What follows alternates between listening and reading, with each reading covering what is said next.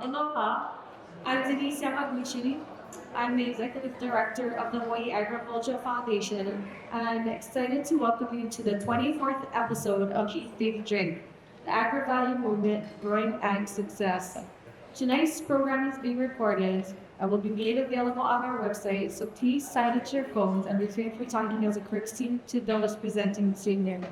Before we dive into tonight's discussion, I'd like to express our gratitude to our presenting sponsor, Central Pacific Bank, and our supporting sponsors, Alexander and Baldwin, Bayer U.S. Crop Science, Hawaii Longline Association, United Fishing Agency, Kamehameha Schools, Lend-Lease, Ulupono Initiative, and a thank you to our partners, Southern Glazers Wine and Spirits, Aloha Beer, and Fiji Water.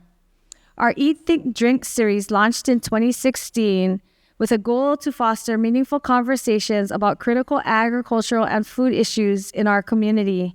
Tonight marks our 24th event focusing on the AgriValue Movement, Growing Ag Success.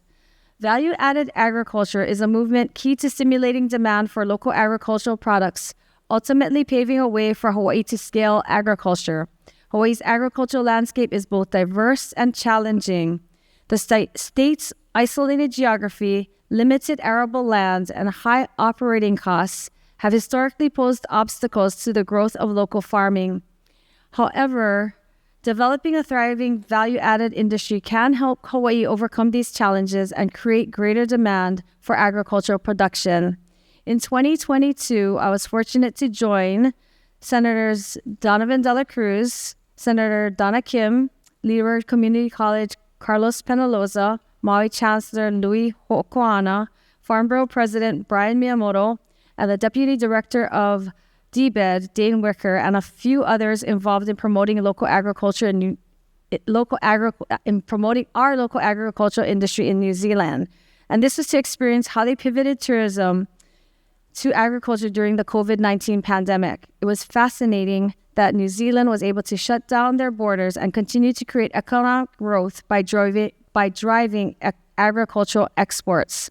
On that trip, I was honored to meet our keynote speaker, Mr. Grant Verry, Chief Executive Officer, of the Food Bowl. On that trip, I was amazed by Grant's visionary leadership in food innovation that has helped entrepreneurs build their agricultural value-added production businesses through creating demand for these products externally, meaning for export. As a driving force behind the Food Bowl, he has played a pivotal role in shaping the New Zealand and international landscape in food innovation. Please join me in extending a warm welcome to Mr. Grant Verry.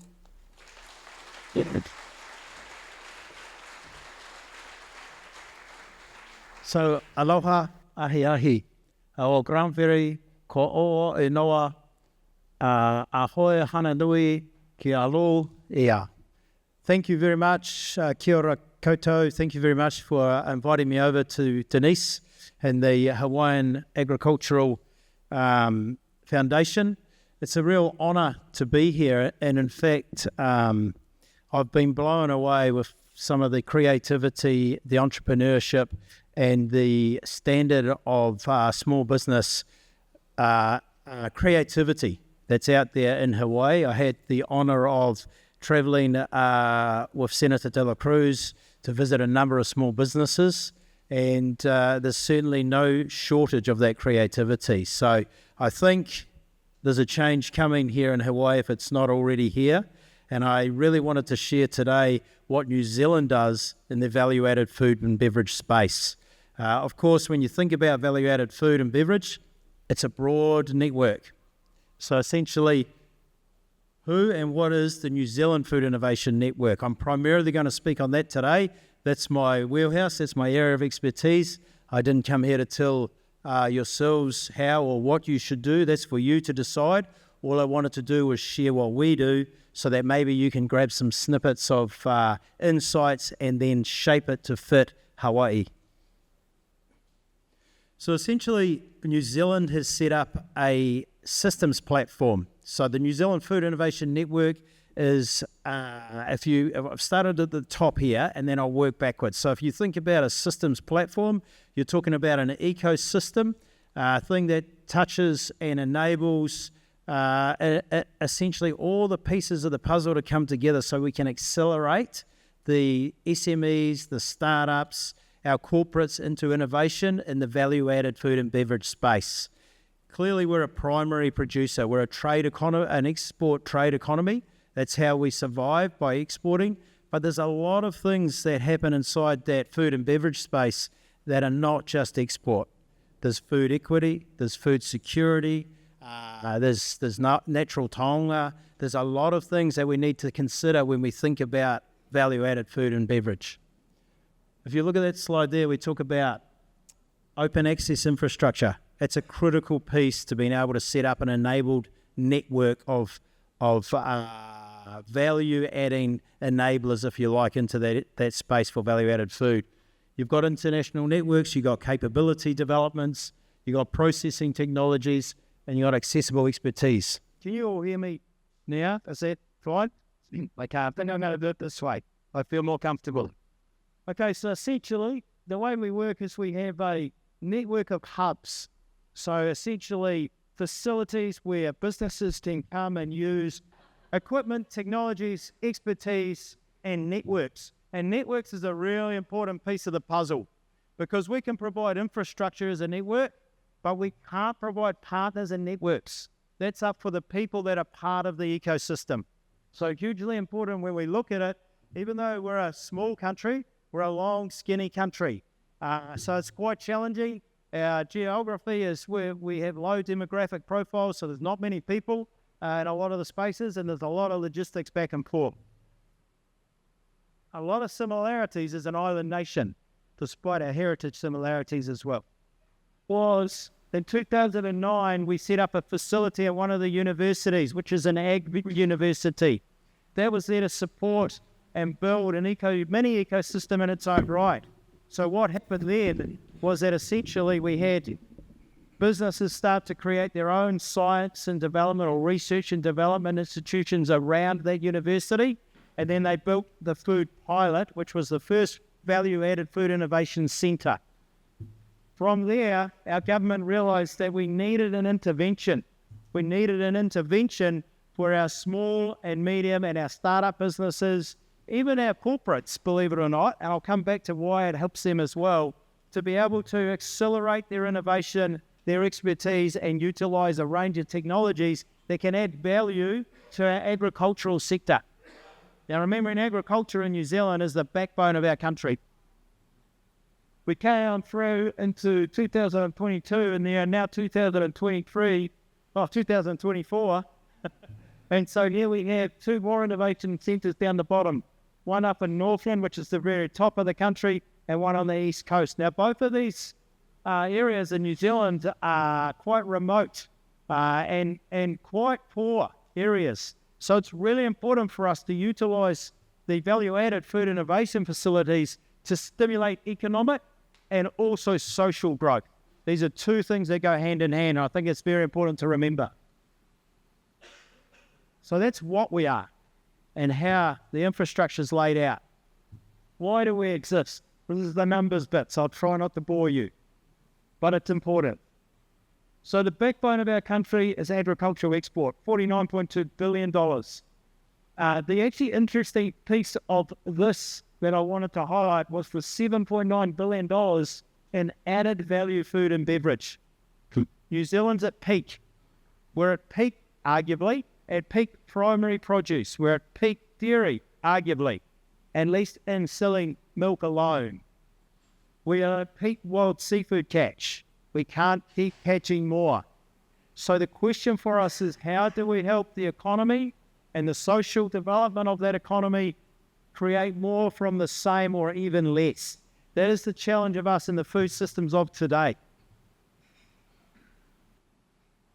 Interestingly, on this one, the compound annual growth rate there is worth talking about, because when we look at that against our primary industry, it's higher. So the value-added food and beverage is now getting a higher growth rate than just our primary industry.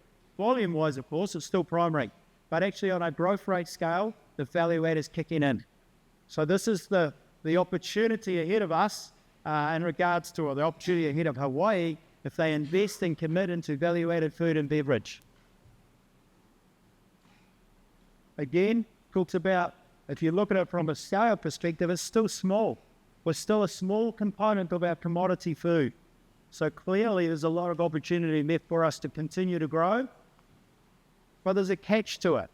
How do we grow? Where do we grow? What's the trigger to make sure what we're growing and where we grow it is the right things? Is it market driven from where we look at the global demand? Is it social needs where we look at it from the local communities? These are things that I'd suggest need to be part of your considerations when you think about value-added food and beverage. It's a collective answer, and I'm a big fan, as I said at the start, that together is the solution. So hopefully, if there's one thing you take out of this presentation, it is collaboration and partnerships are key. On the left-hand side, we've compared ourselves to what we see as peer economies in the value-added food and beverage space. So essentially, we've looked at the European nations. Obviously, they have an advantage, which you'll be all too well aware of in Hawaii's case, that they're close to market. We have the challenges of distance. The tyranny of distance is one of the big challenges for the island nations like ourselves, and that includes cost, obviously, for getting packaging goods in, cost for getting packaging goods out.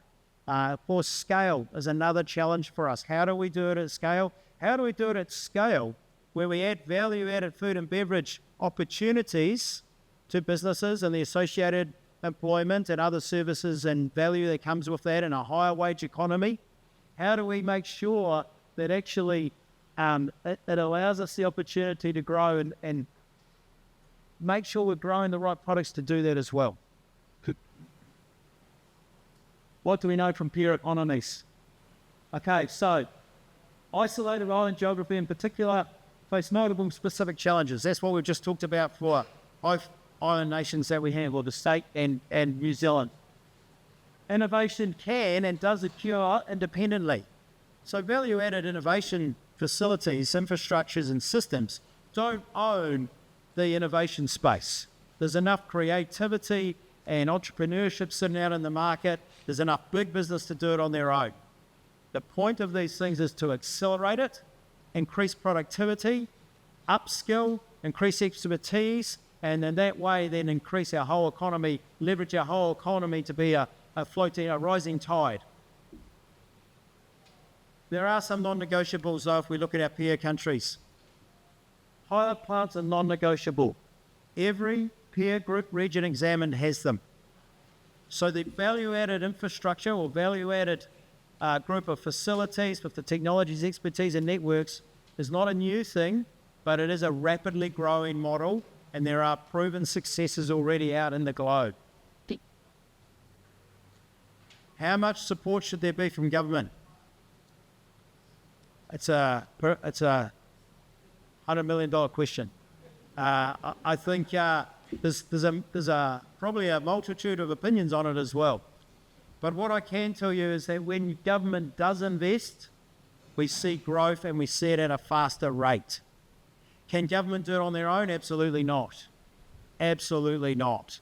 It must be brought, it is only an enablement tool, these networks, from our experience, to enable business to come forward, engage, and utilise that enablement. If you don't, you're building things that will take longer to be able to provide the benefits to the community that they can do. So again, when I talk about our journey, initially, it was slow. There was hesitation around there was a lack of understanding perhaps even about what we could achieve and what we could do. So I would encourage you, if you feel that this is something that can help you accelerate what you want to do in your business, do not hesitate to contact the people that you need to contact to get in and have a look. They want you to be there because their whole purpose is to make sure we can accelerate the productivity, grow the agricultural value inside of Hawaii, and make sure that it can meet the food challenges. And that's not solely export, although there is a big opportunity in doing that. So it underwrites the shift in our food and beverage export economy. There is no doubt that when you have the government support that invest in it, as they did it in New Zealand, which was an intervention to help provide the scale-up of expertise. It's the same here, I would suggest. And that's not saying that there's not expertise out there already. This is just allowing you the opportunity to go in and do it at speed, commercialise at scale, yeah? Or actually commercialise in a way that it can actually provide the benefit of your community. This one's an interesting one. I'll just take a couple of minutes on it. So essentially, if we look at it, and we look at organic growth, the blue line. So your typical business model talks about organic growth. You'll start your business, you'll open your store, you'll grow a customer base, you'll get a tribe or a following. You might, as you go, you might do an acquisition or you might do a merger as you go, and you've got pretty good organic growth. We go to the green line, we talk about venture growth or venture capital growth, where venture capital will come into your business and you'll own the market. You'll have enough capital to actually go out and deliver a benefit that gives you a super scalable growth pattern, yeah? Albeit it comes with its own toll, if you like. Venture capital, they want something in return. It's not saying it's bad at all, but I'm just saying be aware, when you venture capital, you're also giving away equity and your assets. That's not bad, but it is a reality. The other one we've talked about is collaborative growth. Now, collaborative growth, we think, is the superpower. We think collaborative growth, when you've got a facility and a network or a system, as I said at the start of the night, that is supported and initiated by government, really provides you a trusted tool to be able to utilise it and get the scale growth of 1 + 1 + 1 to 5. Yeah? So essentially, organic, you do it on your own, you try hard, you work hard, you grow, no problem. Venture, you give away your equity, you tip lots of money into it. If you're suitable for a venture capitalist, bang, can super scale. Or organic, you work together. You look at how can you leverage partners, how can you leverage relationships, maybe distribution relationships. It's about the value chain. And I think the key point is the value chain. The value chain needs to go all the way from the farmer to the consumer. The opportunity I see for Hawaii with the brand that you have as an agri-base, if you grow the agri-base economy, is you can own that brand on the land and still retain control if you collaborate well, manage your value chain properly so that when you get it to market, you're still getting the value. It's a very important part. Commodity, tough to do, right? Even our dairy, which is our biggest corporation in New Zealand is dairy. We've extracted the water out of it, turned it into powder, and we sell it as a commodity in general on a stock exchange. Yeah? You don't get much more commodity based than that. But right now, Fonterra is working hard on high value added products, nutritional benefit, the value add products that we can sell direct to consumers. So they see the writing on the wall as well. We need to be able to add value even to a scale of a business like Fonterra, which is the predominant portion of our export. Yeah? All right, how do we win?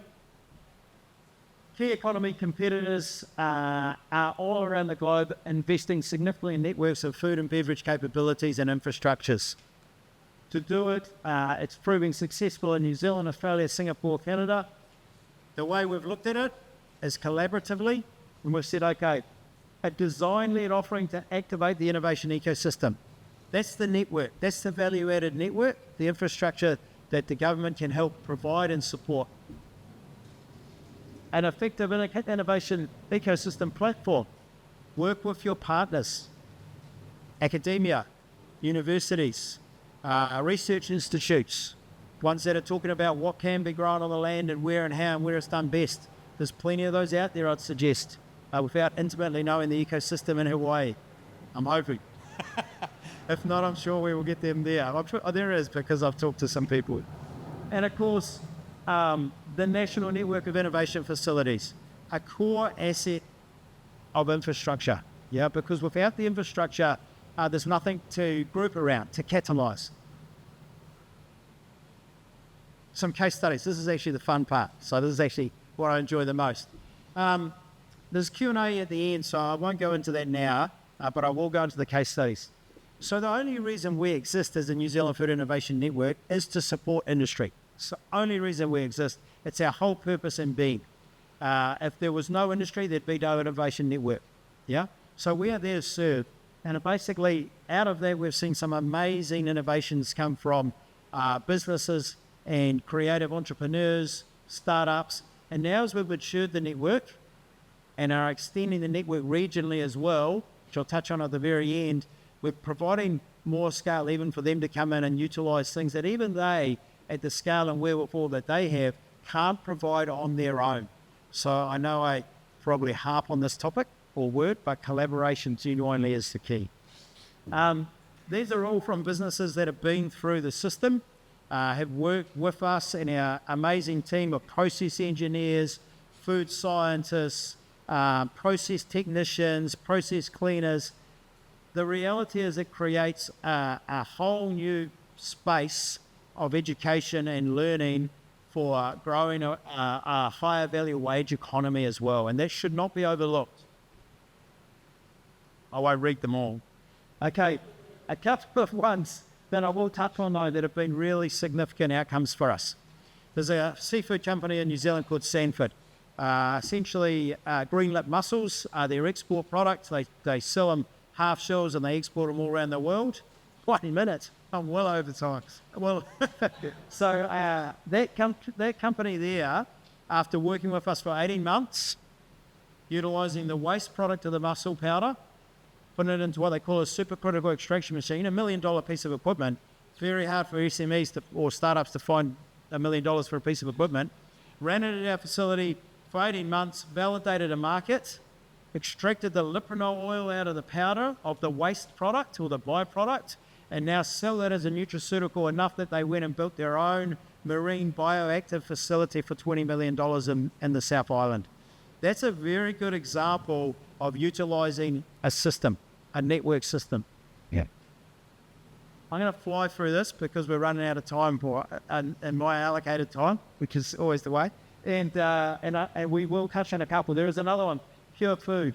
So that's a company that created high nutrition food for the elderly.